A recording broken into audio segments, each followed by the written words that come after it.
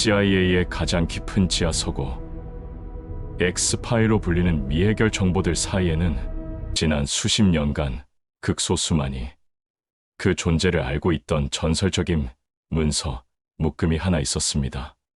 바로 앤더슨 비망록이라 불리는 기록입니다.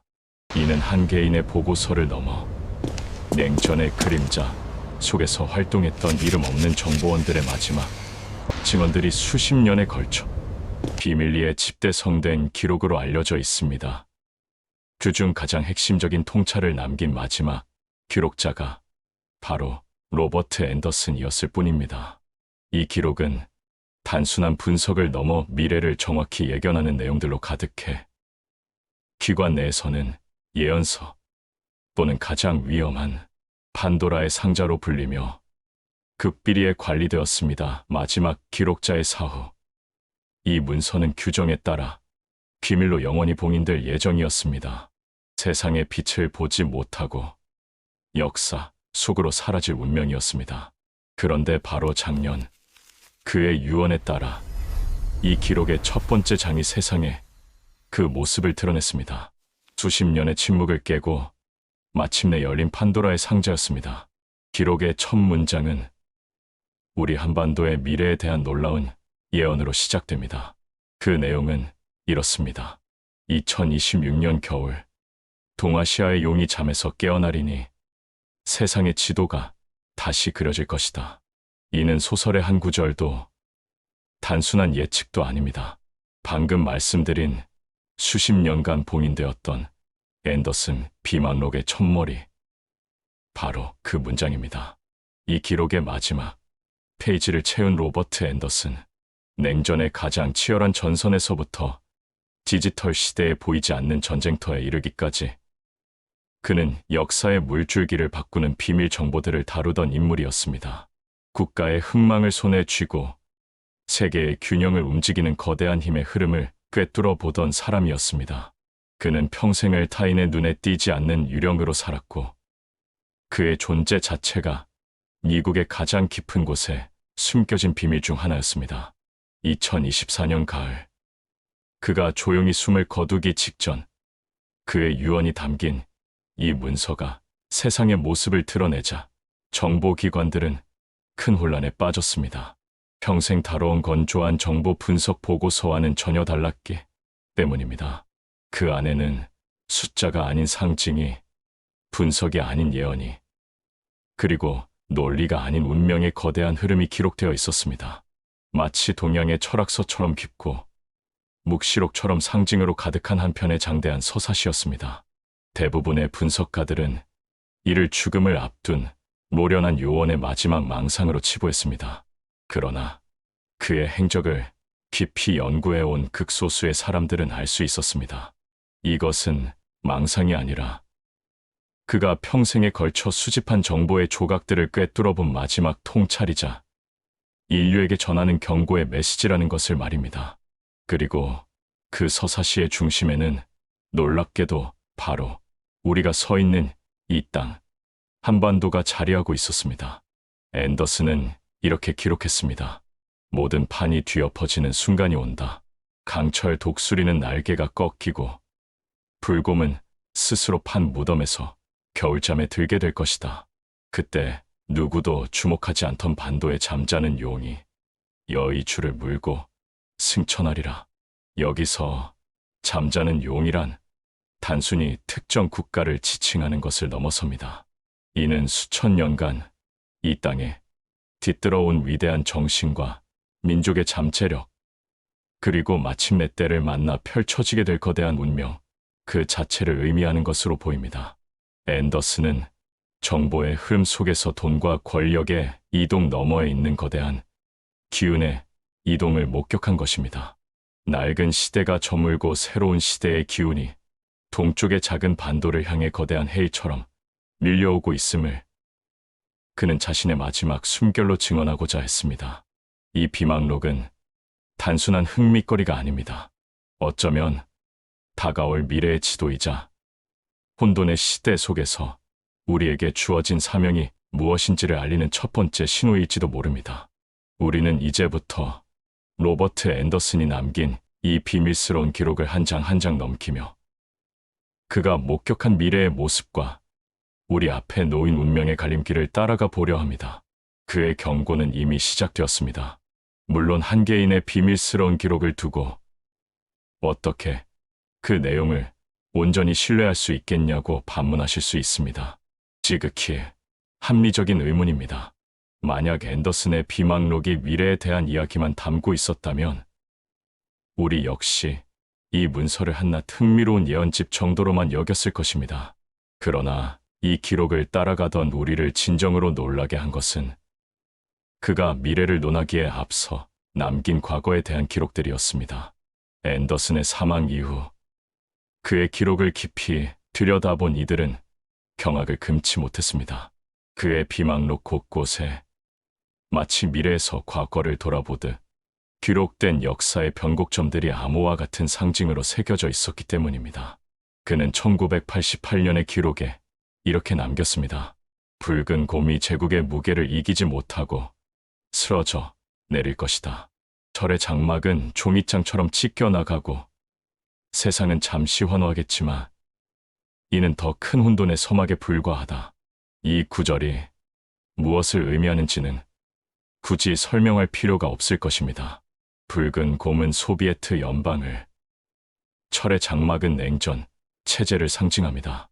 그는 소련이 붕괴하기 3년 전에 단순한 체제의 균열이 아닌 제국의 완전한 해체를 정확히 꿰뚫어 본 것입니다.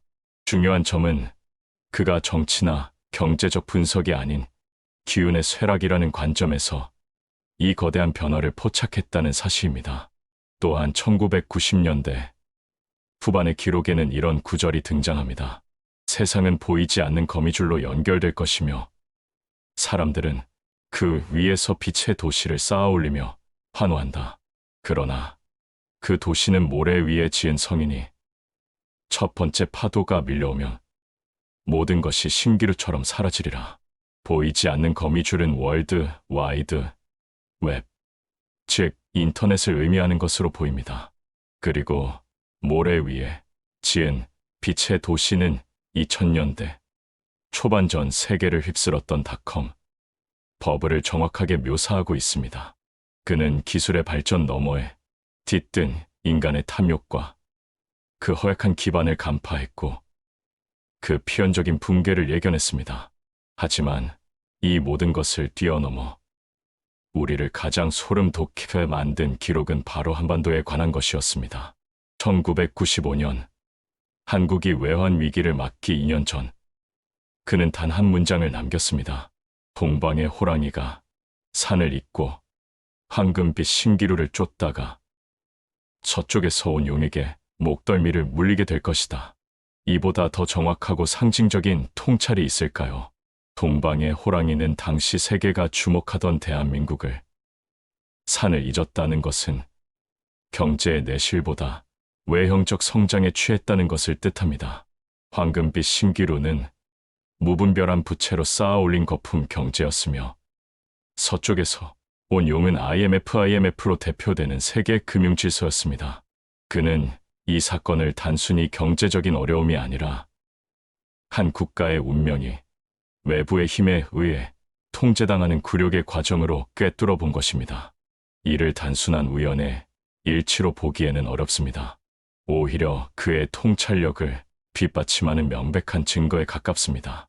소련의 붕괴, 닷컴 버블, 그리고 IMF 외환위기까지 이 모든 역사의 흐름을 손바닥 위에 올려놓고 보듯 관통한 로버트 앤더슨. 그는 과거의 기록을 통해 자신의 통찰이 진실임을 스스로 증명했습니다. 그리고 이 모든 과거를 꿰뚫어 본 바로 그 눈으로 그는 우리의 미래 2026년을 향해 경고하고 있는 것입니다. 이제 우리는 더 이상 그의 예언을 외면하기 어렵습니다. 그의 기록이 가진 무게를 인정하고 그가 우리에게 남긴 마지막 메시지의 실체를 마주해야 할 시간입니다. 하지만 과거에 대한 기록은 다가올 미래에 비하면 작은 서막에 불과했습니다. 비망록의 마지막 장, 겨울용의 노래에 이르러 우리는 인류의 운명 전체를 뒤흔들 거대한 경고와 마주하게 됩니다. 과거의 기록을 통해 자신의 통찰력을 증명한 앤더슨. 그의 비망록을 분석하던 연구팀은 2026년을 지목한 마지막 장에 이르러 이전과는 완전히 다른 무언가를 마주하게 됩니다. 냉철한 분석가의 흔적은 사라지고 마치 신탁을 받아 적은 듯 뜨거운 상징과 냉철한 문장으로 가득한 한 편의 묵시록이 펼쳐지고 있었습니다. 그가 남긴 대예언의 실체, 겨울용의 노래라 불리는 그 마지막 기록은 이렇게 시작됩니다. 2026년 겨울, 북쪽의 얼음이 녹아내려 검은 기름이 바다를 덮으리니 서쪽의 거인이 세운 모래의 탑이 무너져 내릴 것이다. 이 구절은 등골을 서늘하게 만드는 강력한 상징으로 가득합니다. 여기서 북쪽의 얼음이 녹는다는 것은 단순히 기후 변화를 의미하는 것이 아니라 세계 경제의 혈맥을 지탱해온 특정 금융 시스템의 동결 상태가 갑작스럽게 해소되며 발생하는 거대한 충격을 의미하는 것으로 해석됩니다. 그 결과 검은 기름이 바다를 덮는다는 것은 이 충격이 만들어낸 경제적 재앙이 걷잡을 수 없이 전 세계로 퍼져나가는 상황을 뜻합니다. 그리고 그 파국의 직격탄을 맞는 것은 바로 서쪽의 거인, 즉 현재의 세계 질서를 주도하는 초강대국입니다. 그들이 쌓아 올린 모래의 탑이란 실물이 아닌 신용과 부채, 이에 아슬아슬하게 서 있는 현재의 금융 시스템을 의미합니다. 앤더슨은 이 거대한 탑이 북쪽에서 시작된 작은 충격 하나로 허무하게 무너져 내릴 것이라고 예언한 것입니다. 예언은 계속됩니다. 세상의 모든 항구가 길을 잃고 황금을 실은 배들은 표류하리라. 형제는 형제를 믿지 못하고 이웃은 이웃의 문을 걸어 잠그리라. 이는 경제 붕괴가 불러올 사회적 혼란의 모습을 생생하게 묘사하고 있습니다. 세계 무역망과 공급망이 마비되고 부의 가치가 하룻밤 사이에 사라지며 사회를 지탱하던 최소한의 신뢰마저 무너져 각자 도생의 시대로 접어들게 될 것을 경고하고 있습니다. 하지만 이 절망적인 묵시록의 마지막에 앤더슨은 믿을 수 없는 반전을 기록해 놓았습니다. 모두가 절망의 잿더미 속에서 울부짖을 때 가장 고요한 땅, 분단의 상처를 품은 반도에서 차가운 불꽃이 피어오르리라. 잠들었던 용이 비로소 눈을 뜨는 순간이다. 세상이 혼돈의 불길에 휩싸일 때 역설적이게도 가장 깊은 상처를 간직한 한반도는 오히려 고요할 것이라고 그는 말합니다. 그리고 그 고요함 속에서 모든 것을 파괴하는 뜨거운 불이 아닌 새로운 시대를 여는 차가운 불꽃이 피어오를 것이라고 예언합니다. 바로 이 차가운 불꽃이라는 상징에 앤더슨 예언의 핵심이 담겨 있습니다. 이것은 새로운 기술일 수도, 새로운 사상일 수도, 혹은 위기 속에서 발현되는 우리 민족 특유의 공동체, 의식일 수도 있습니다. 중요한 점은 이 불꽃이 낡은 시대를 태워버리는 파괴의 불이 아니라 얼어붙은 세상의 새로운 질서를 부여하는 창조의 빛이라는 사실입니다. 어쩌면 이 거대한 파괴는 한반도의 잠자는 용을 깨우기 위한 세상의 마지막 몸부림이었을지도 모릅니다. 붕괴는 끝이 아니라 새로운 시대의 서막을 알리는 장엄한 신호탄이었던 것입니다. 앤더슨의 기록은 여기서 잠시 멈춥니다. 마치 이 거대한 파국 앞에서 스스로의 내면을 들여다보라는 무언의 요구처럼 말입니다. 만약 세상 모든 것이 무너져 내린다면 당신의 손에 마지막으로 남게 될 단 하나의 가치는 무엇입니까? 이 질문에 대한 답이 다가올 시대를 건너는 각자의 방주가 될 것입니다. 잿더미가 된 세상, 표류하는 황금의 배. 앤더슨이 예언한 2026년의 풍경은 마치 인류의 마지막 장처럼 들립니다. 그 묵시록과도 같은 기록 앞에서 우리는 깊은 공포와 무력감을 느끼게 됩니다. 그러나 앤더슨의 비망록에서 가장 놀라운 부분은 그가 이 거대한 붕괴를 결코 끝이라고 말하지 않았다는 점입니다.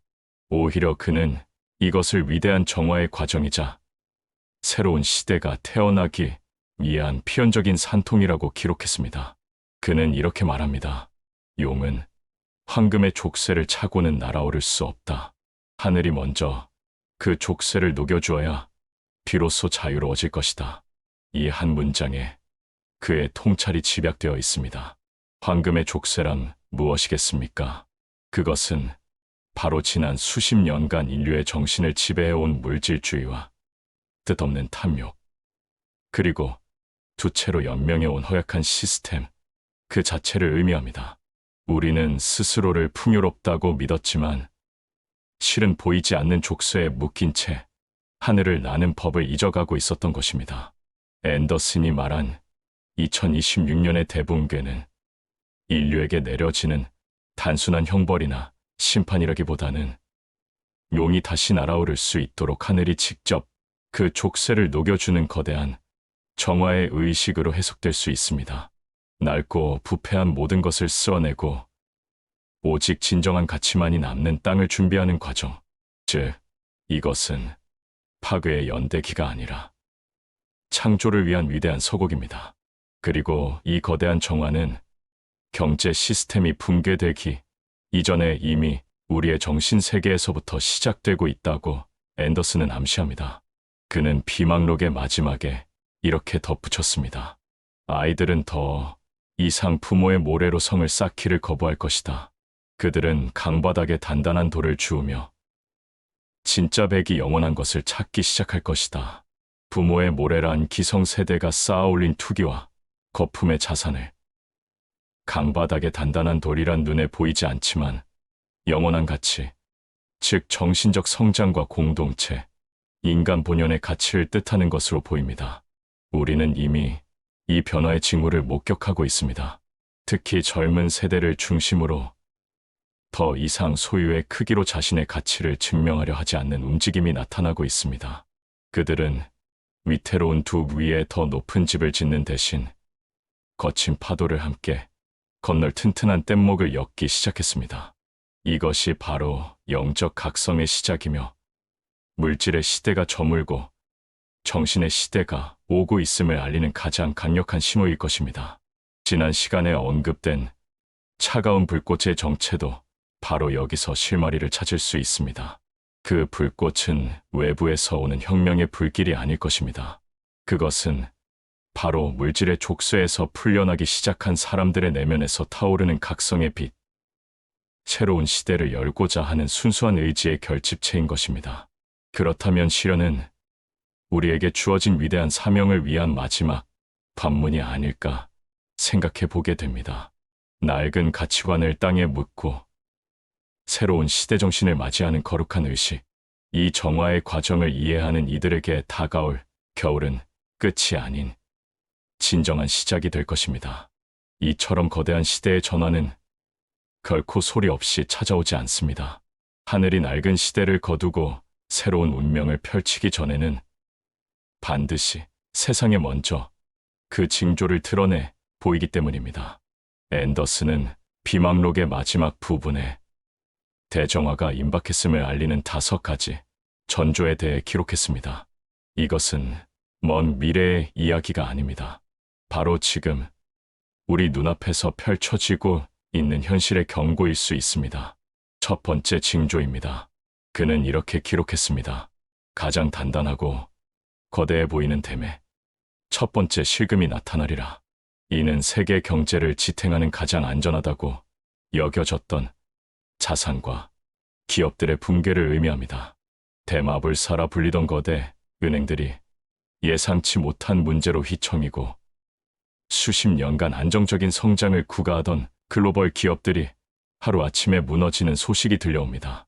이것은 개별 기업의 문제가 아니라 낡은 경제 시스템이라는 거대한 댐 전체가 한계에 다다랐음을 알리는 위험, 신호일 수 있습니다.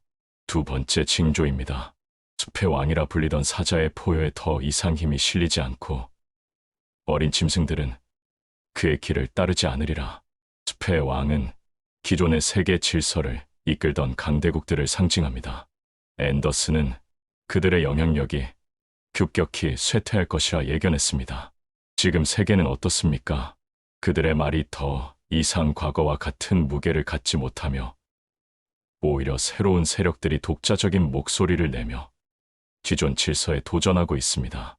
국제사회의 신뢰는 무너지고 각국은 자국의 이익만을 좇기 시작했습니다.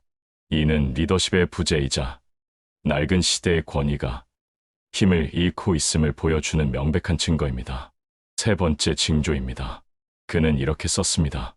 강과 바다의 경계가 희미해지고 땅은 제 계절을 잊어버려 농부의 노래가 멈추리라. 이는 전 지구적인 기후, 이변과 그로 인한 식량 위기를 뜻합니다.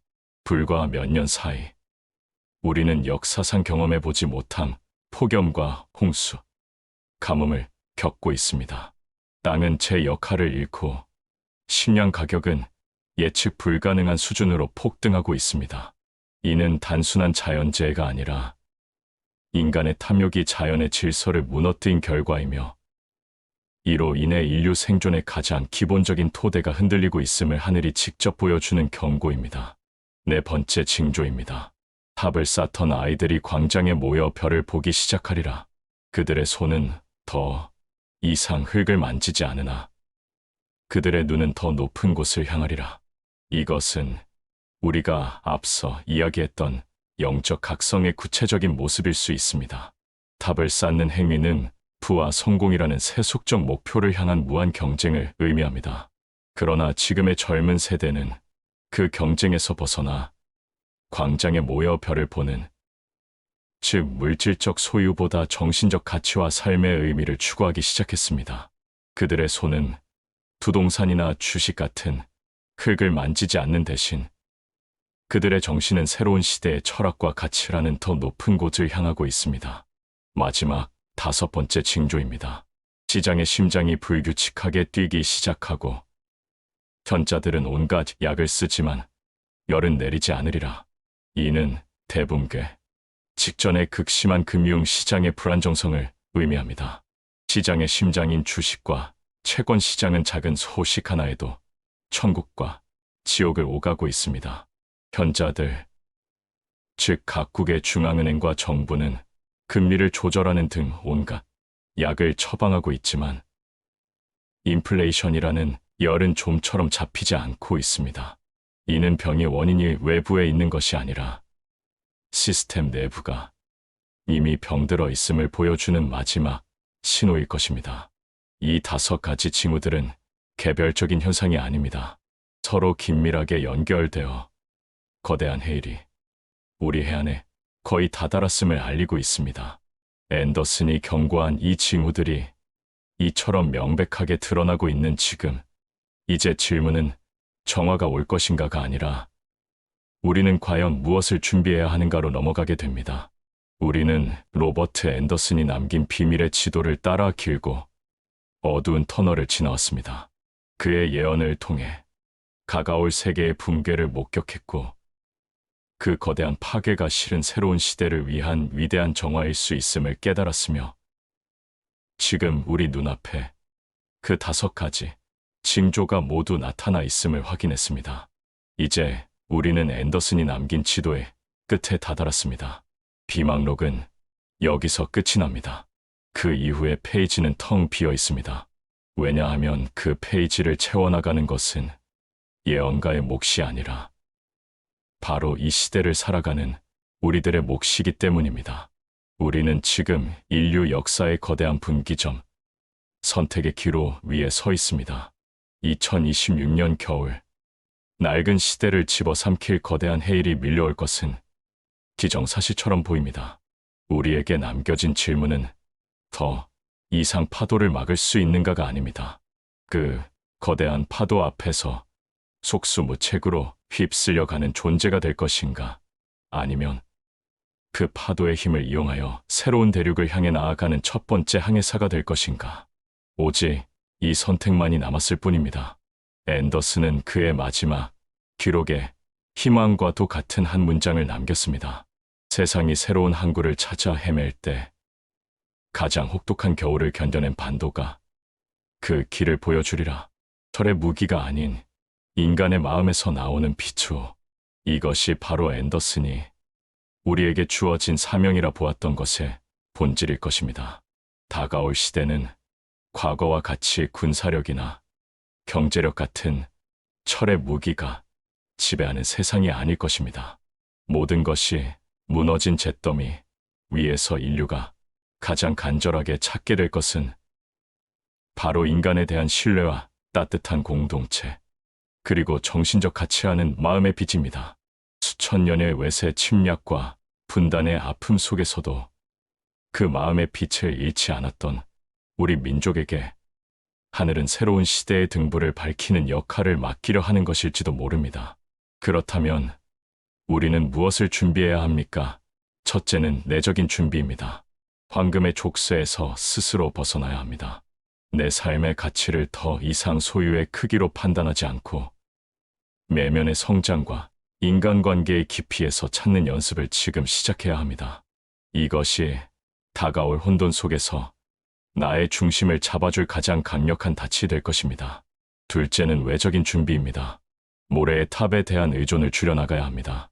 감당할 수 없는 부채와 투기로부터 거리를 두고 생존에 필수적인 것들을 확보하며 변화의 파도 속에서 살아남을 수 있는 실질적인 기술과 지혜를 익혀야 합니다.